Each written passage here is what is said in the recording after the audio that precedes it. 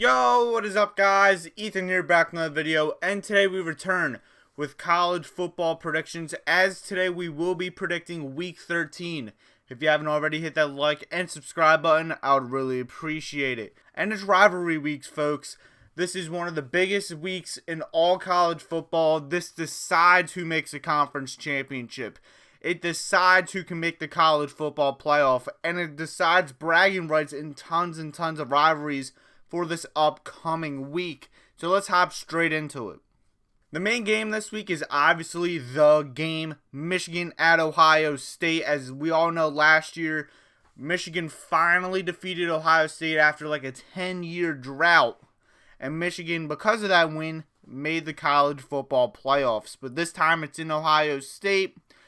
And I'm going to have Ohio State winning this game. It doesn't matter if Blake Corum plays or not. If he does not play, this score could be a blowout. I have Ohio State winning a close game, 32-29.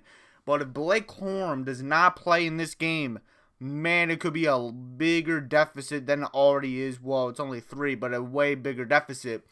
Because I'm not even sure if Donovan Edwards is there. And I'm not confident in this Michigan passing attack. We saw it last week versus Illinois. They struggled to pass the ball on this Fighting Illini defense. And I understand they have one of the best defenses in college football. But this is a rivalry game, and I just don't trust J.J. McCarthy under a big game like this. And I'm more confident in Ohio State. We've seen them come back in numerous games. The main game's probably that Penn State game we saw a few weeks back. And I am more confident in Ohio State, especially since this game is in Columbus, to win this game. And even if Blake Corum does play, he's going to be not even close to 100%. It's probably going to be like how Bo Nix played last week for Oregon at home versus Utah last week. So he's not going to be 100%, and that's going to be a huge liability for this Wolverines offense. It's going to be a close game if Corum plays, because Corum is definitely a Heisman candidate. But I'm going to take the Buckeyes at home, 32-29. Next game is a big-time rivalry as well, Notre Dame at USC. And USC currently only has one loss on the schedule, and that is a 1-point loss at Utah. Notre Dame is one of the most inconsistent teams all this year, but you have some big-time wins like a home game versus Clemson. Yeah, you lost at Ohio State, and then at home versus teams like Stanford and Marshall. So this Notre Dame team is super inconsistent. But the last few weeks, I'm more confident in Marcus Freeman than I have been all season long. So I'm confident this defense for Notre Dame is going to show up. And I think Notre Dame will be able to put up points in this game. This USC defense is not really anything spectacular. They almost allowed UCLA to come back, and they already scored 45 points. So this Trojans defense is not very good. But I think at the end of the day, Caleb Williams is going to have that Heisman moment. And I've said this in the recap video. As of right now, Caleb Williams is my Heisman pick. He's going to have this Heisman moment in this game. And this USC offense is barely going to outweigh this Notre Dame defense. Kind of like how it was in the Ohio State game at the very beginning of the season. Give me the Trojans to win in a classic game, 34-28. Next game is Oregon at Oregon State. And this is a 50-50 game in my opinion.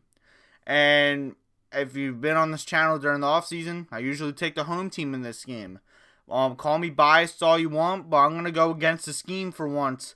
I'm going to take the Ducks winning this game 28-26. It's a rivalry game, and I fully anticipate this to be a close game. This Beavers defense is something that you have to look out for. Super underrated, contained a really good Washington offense down to like 24 points. So they are legit. And I'm fully anticipating Bo Nix to be a little bit more healthy in this game. And I just think at the end of the day, this Oregon defense was much improved last week. And Oregon State's offense heavily relies on Devin Martinez at that running back position. The quarterback play has been super inconsistent. And then if you compare that to Oregon's defense, they have a phenomenal rush defense, but in their passing offense sucks. So Oregon State can probably throw it a little bit better than they have during the season. But I just think offensively they don't have the talent to keep up with this Oregon defense. Close game, Ducks survive on the road 28-26, and that basically clinches them a spot in the Pac-12 championship. A game that could decide who makes the New Year's Six Bowl for the non-Power 5 Tulane at Cincinnati on that Friday. And I'm going to take Cincinnati 24-21 in this game. I just think Cincinnati has a way more better coaching staff, and this is a home game for the Bearcats.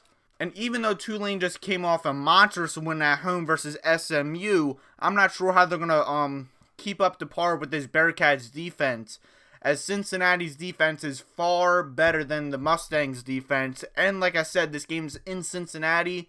Give me the Bearcats to win this game 24-21. Next game is South Carolina at Clemson.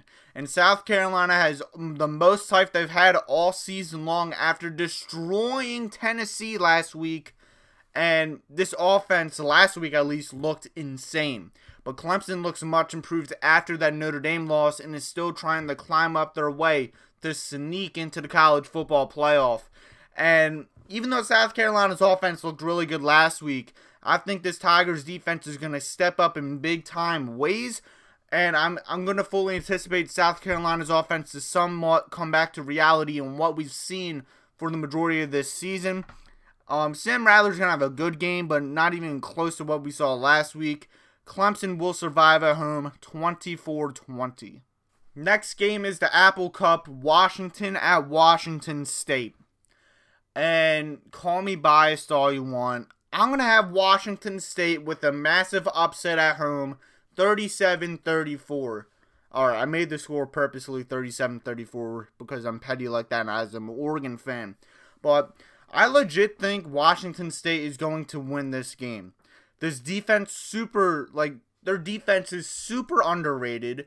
Jaden DeLara's had a pretty good year for Arizona, and Washington State made him look absolutely awful last week. And I'm not going to say they're going to do the same thing with Michael Penix, as Michael Penix is a far better quarterback. But I think Washington State will be able to score with Cam Ward and this offense.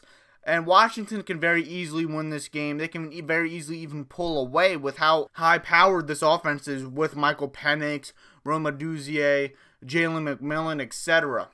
But I just have a gut feeling Washington State's going to pull off the upset, and Washington is just going to be sad. Next game is going to be Mississippi State at Ole Miss.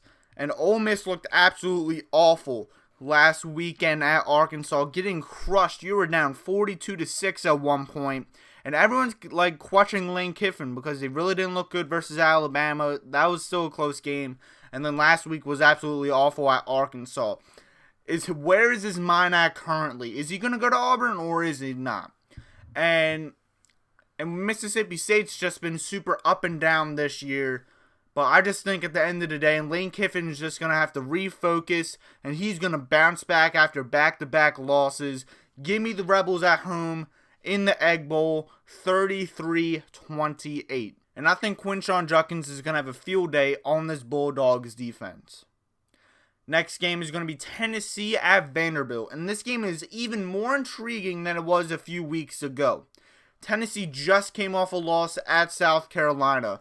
Hendon Hooker just tore his ACL, so Joe Milton will be the quarterback for the Volunteers for this upcoming week. Vanderbilt has surprised college football, won back-to-back SEC games for the first time since 2013. This rushing attack for Vanderbilt has been insane. You beat Kentucky and you beat Florida, some of the most, middle-of-the-pack SEC teams, but nobody gave Vanderbilt a chance to win those games. And this Tennessee defense looks absolutely awful right now, so Vanderbilt offensively could do something special. But I think Tennessee's going to bounce back in this game. I'm going to take the Vols 30-21. The main thing is Vanderbilt is not really good passing the ball. They're really good at running the football, but Tennessee's defense is good rush defense, but they have one of the worst, if not the worst, passing defense in all college football, and it was very apparent last week at South Carolina. And like I just said, Vanderbilt is not really good passing the ball, so I think Tennessee's going to win this game.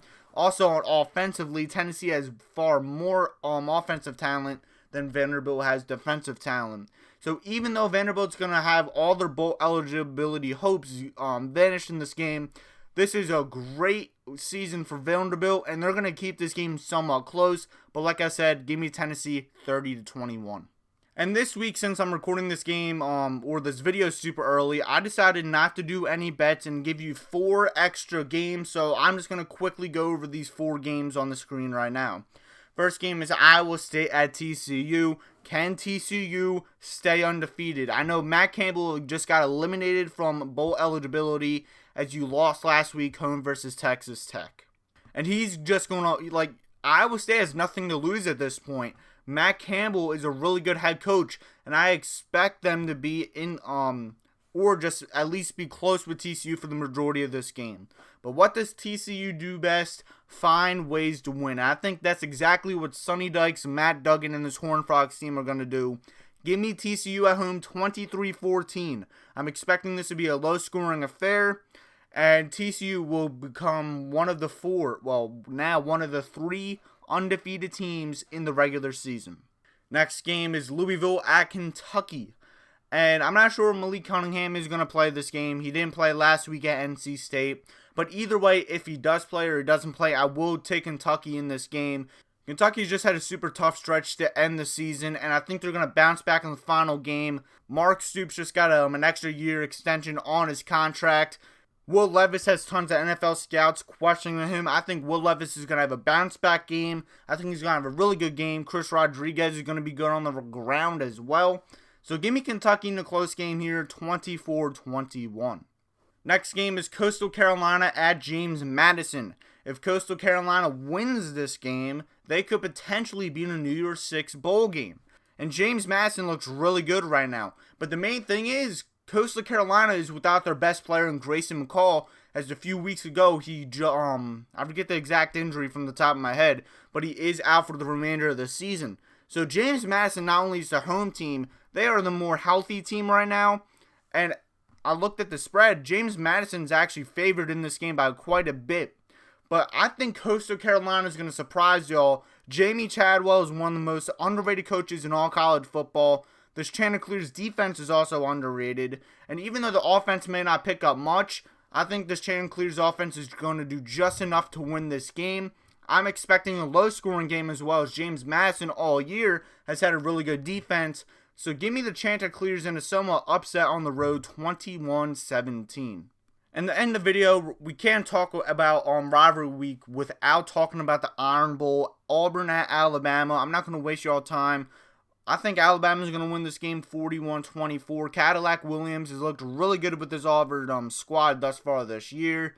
But Alabama not only has the talent edge, they're home in this game, and they also have by far the edge in the coaching. So give me the Tide big. And that is it for this video. I know I kind of rushed through it, and I'm a little congested due to allergies, so sorry about that. But yeah, like, share, subscribe, push notifications on so you don't miss any of my videos. The recap this upcoming week is going to be a massive one, so go push notifications on so you don't miss that video, as that will come out Sunday. And like always, folks, have a good day. Peace out.